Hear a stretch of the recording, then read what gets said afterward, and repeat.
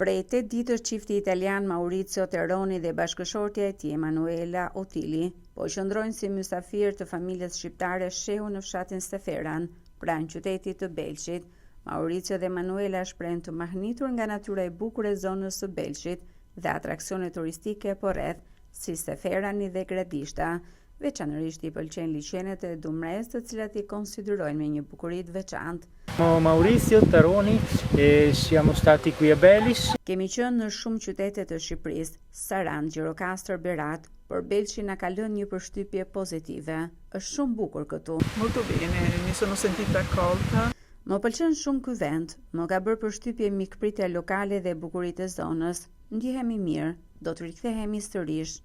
Gjatë sezonit turistik veror, Belçi ka pritur gjithashtu 12 familje të tjera nga Italia, Franca dhe Greqia, të cilët kanë ardhur për pushime të ftuar nga familjet belçake që jetojnë dhe punojnë në këtë vend si emigrant.